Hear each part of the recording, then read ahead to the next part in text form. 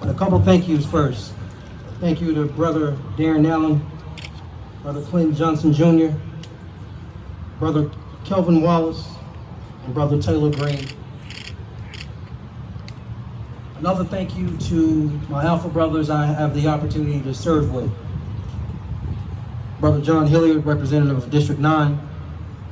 Brother Stephen Hoyt, representative of District 8, who is not with us. And of course, all of our state Senator Roger Smitherman. And to each of you brothers, I want to thank you from the bottom of my heart. I really do. I want to thank you from the bottom of my heart for not only putting in the action by walking today with your feet, but by putting in the action of your heart and your mind and your conscience, as well as deeds. Not just voter registration, not just addressing the census, but actively participating in this conversation and advocacy for this community you serve and work in. If you allow me, I want to tell you a personal story.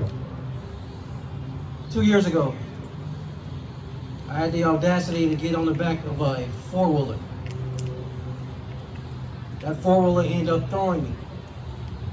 It not only threw me and I landed on my side, I landed on my arm as well in an awkward way. I felt the pain immediately.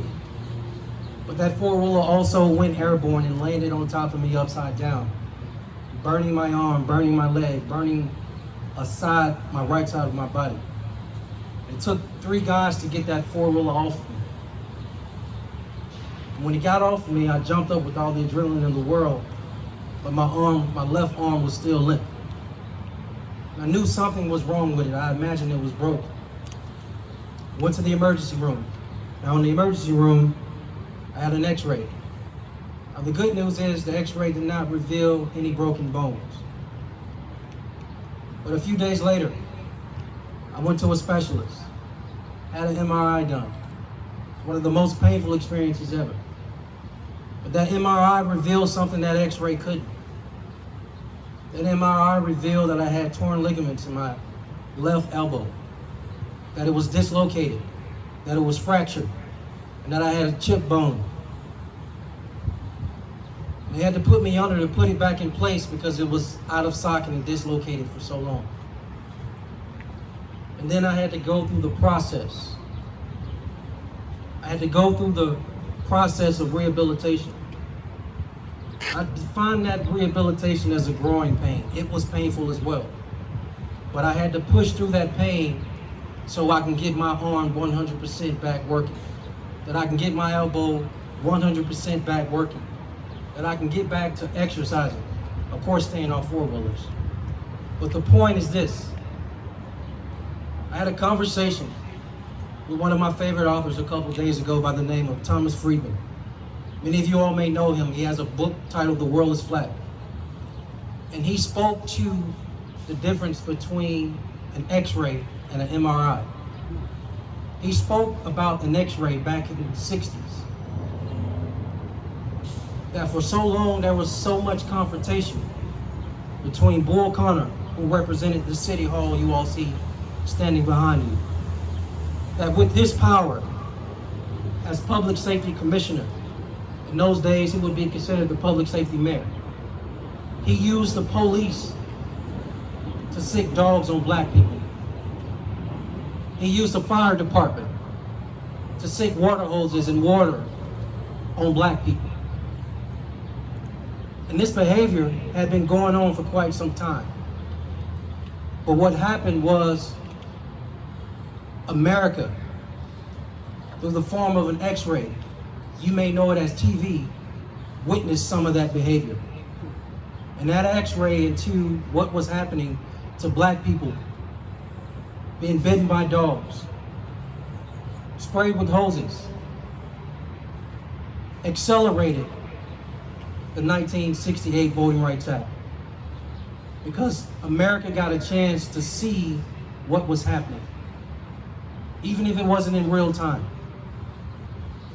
And in between that time of the 60s and up until 3 Mondays ago, all of us, not just Alpha brothers, not just black people, but Americans, have witnessed too many unarmed black men.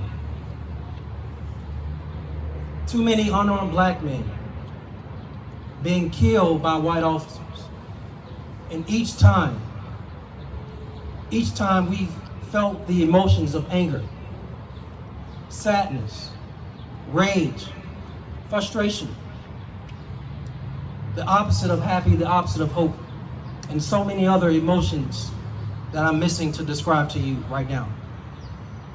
And each time there's been some form of a cry out.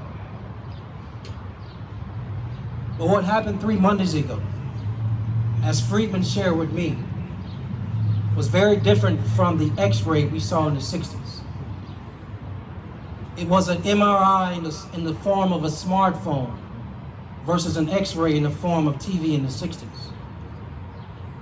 That we, Alpha Brothers, black Americans, all Americans in the entire world, witnessed an unarmed black man not killed by a white officer with a gun, but we saw a white officer take the entire weight of his body, put it in his knee, and put his knee in the neck of an unarmed black man, George Floyd. And we saw this officer, within 24 hours of it happening, through the MRI of that smartphone, snuff the life out of George Floyd. After snuffing the life out of George Floyd, he kept the weight of his knee on that man's neck a minimum of 2 more minutes. The outrage, the anger, the sadness. Again, so many other emotions. And what we've witnessed over the last 3 weeks in our country is a deeper look into the soul of America. You know, the difference between an X-ray and an MRI is the technique that's used. The MRI uses a magnetic wave, whereas both the X-ray and the MRI uses radiation. They both can take pictures of the inside of the body and can be used for a better diagnosis of an injury or an illness. X-rays are used for examining broken bones and can help detect disease. An MRI is better for evaluating soft tissues, such as tendons and ligaments. And I believe between what we witnessed in the 60s, that X-ray, through the form of TV, and now 3 weeks ago with George Floyd, this MRI taking a deeper look into the soul of America, it is very clear what exists. The illness in America is systemic racism. And the cry out we've seen over the last 3 weeks, not just in the form of tearing down tangible things such as Confederate monuments in Birmingham and in Mobile and in Virginia and other parts of America, not just in NASCAR removing the Confederate flag, but in tangible ways. Systemic racism still exists and is still the illness and is still the cancer in America.